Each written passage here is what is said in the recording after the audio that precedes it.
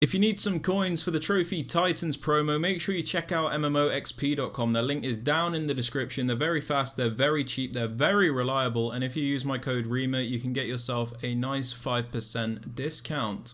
So what's up guys, my name's Ash and welcome back to a brand new video. In today's video guys, I've got some 422 custom tactics and player instructions for you in FIFA 23.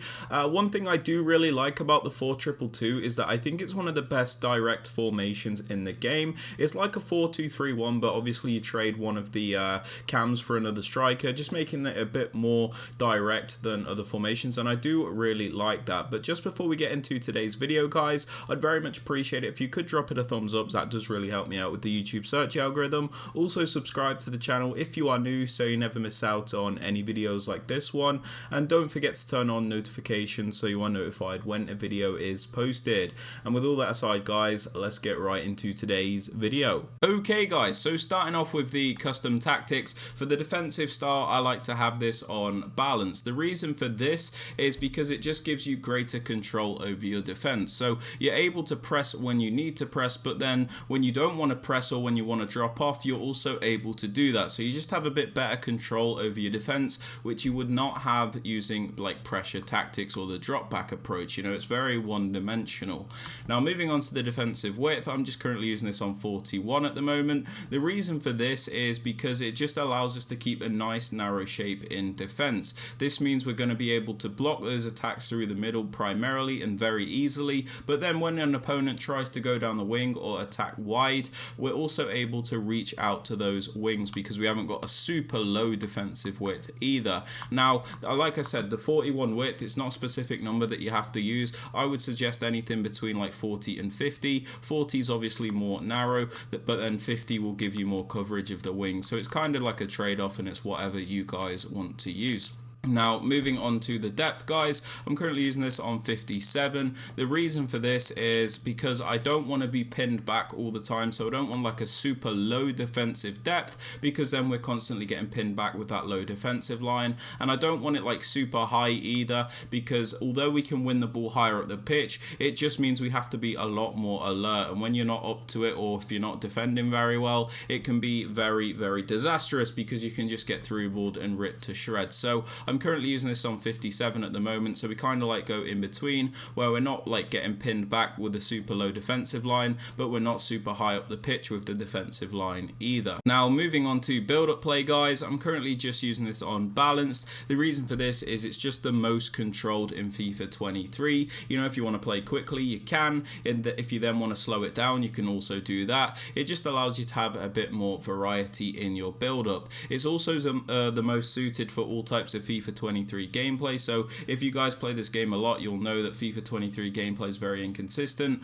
Sometimes it can be fast gameplay, other times it can be slow gameplay, other times it can be fast gameplay but laggy input. So balanced is just the most suited for all of these types of gameplay. Something like fast build-up's good when the gameplay is fast and responsive, but it very rarely is. Now moving on to chance creation guys, I like to use this on direct passing. This is because it is the most meta option in the game. What it does is it makes your attacking players bunch up against the defensive players, making those isolation plays very easy to do, which will give you like infinite chances basically, and it makes it very easy to score goals. It also means your players will make movements in the box to give you that extra pass option so you can sweat and guarantee that goal, which other options don't. Now some people don't like direct passing, and that is fine, and if you're one of those people, I would suggest something like forward runs. This pushes your team very far into your opponent's half, but just beware, when you lose the ball you will get counter-attacked quite a lot.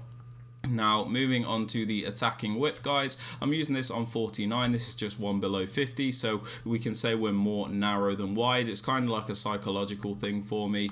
I don't like to have it like 50 or above because then I feel like I'm using a wide formation. I know that sounds stupid, but it seems to work for me. So 49 width means we're going to have like a primary narrow attack, but we're not going to have it too narrow to the point where our players are like sat on top of each other and we don't have any like space between the players. and we also don't want it like super wide, because then, like I said, it becomes a wide formation. So 49 width has just been doing me all right. Now moving on to players in box, I have this on 4 at the moment. This is so we can get a few players into the box to create chances, but we don't send every player into the box, so we won't get counter-attacked if we lose the ball, and we're just a bit more defensively sound. So 4 for this setting has been doing me quite well. Now moving on to corners and free kicks, I have these both on 1 because there is a corner kick routine that I use which requires both of these to be on 1. There is a link to that video in the top right hand corner of the screen.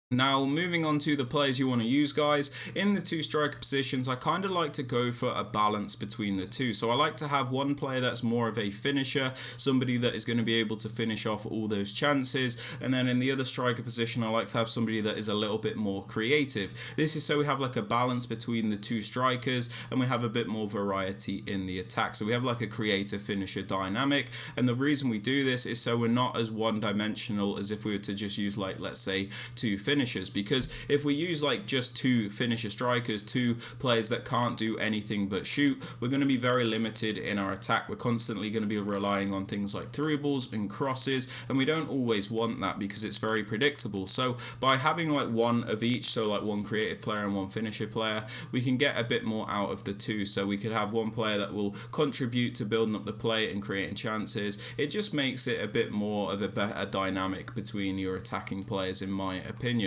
Now moving on to the 2 cams, guys, you're going to want like fast players, you're going to want players that are agile, players that can cross shoot. If you can get like the 5-star skills, that's a bonus, but you're just going to want really good all-round attacking players here, and it's important to make sure that these players aren't too clunky, because these are like your main playmakers, your main outlets. So if they don't have the ability to like take the ball out wide at times or control it, or even make like that killer pass, you're going to struggle a little bit, because you know these players are meant to make things happen.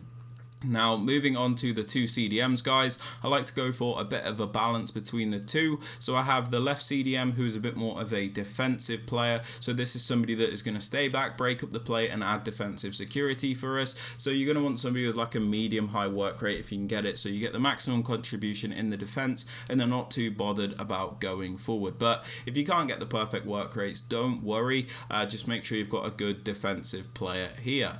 Now moving on to the right CDM, we use more of a box-to-box style player. This is somebody that is going to be a bit more attacking and a bit more defensive, so kind of like a balanced player. So I kind of worded that wrongly. So it's just somebody that is a bit more balanced, somebody that can do a bit of everything. So you're going to want somebody with like nice well-rounded stats so they can do everything, and you're also going to want a high work rate if you can get it, so you get the maximum contributions in attack and defense. Now moving on to the 2 fullbacks, I kind of like to go for a bit of a balance between the 2, where I have 1 on the left in Roberto Carlos, who's a bit more technical, somebody that's a bit better on the ball, but maybe lacks that defensive, defensive presence. He doesn't have as much of a physique about him. He's not very physical even. And then in the right back position, I like to have somebody that is a bit more defensively solid, but maybe lacks that on the ball ability. That's just something I like to do. As for the centre backs and the goalkeeper, these just need to be as good as you can get them. There is not much to say about them. Now moving on to the player instructions, guys, on both of the strikers, I like to have them on stay central. The reason we have them on stay central is because we don't want them drifting off into the wider areas. They are our strikers, so we do want them to be in the central position, so they're always where we need them to be. If we have them on balance width or drift wide, they're going to be out of position and they're not really going to contribute in the way that they're supposed to. It'll be a bit like Kai Havertz for Chelsea, where he's never in the correct position to score those goals. So you're going to want them on stay central so they're always in the correct positions. And I also suggest having them on mixed attack, because I think getting behind's a bit one-dimensional.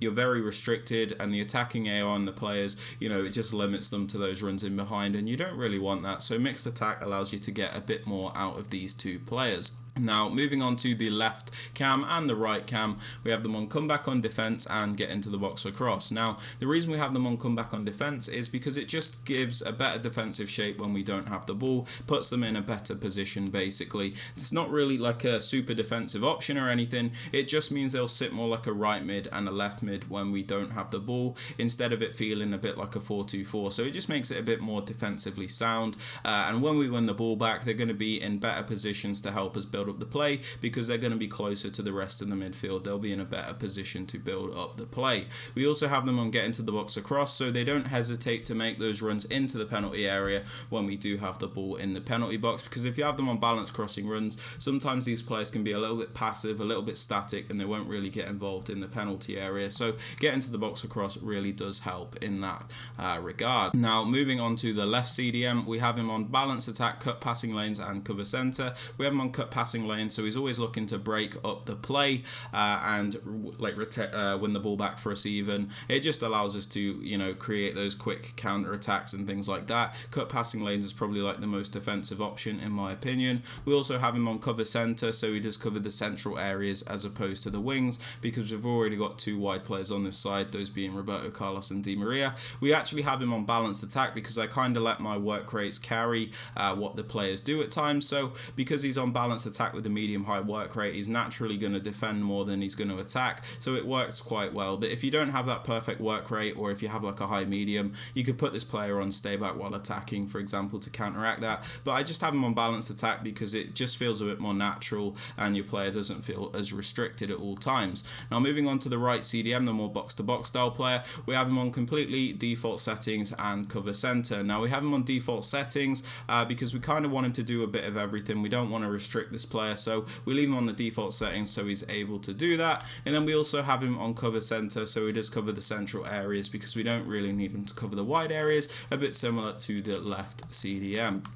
Now moving on to both fullbacks, I actually have them on stay back while attacking. Now the reason I do this is so we're as defensively sound as we possibly can be, and by having them on stay back while attacking, it means we're not always going to get through ball down the wings, for example, and it just makes us a little bit more defensively sound. If we do want to trigger a run forward with these players, we can just trigger a run with L1 and they will join the attack, so we don't have to worry about that too much. And sometimes I will have like this player on, like, let's say balanced attack and overlap, and then switch the other CDM to stay back while attacking, so he definitely stays back. So it's kind of like a trade-off, but at the moment I'm kind of just having him on stay back while attacking.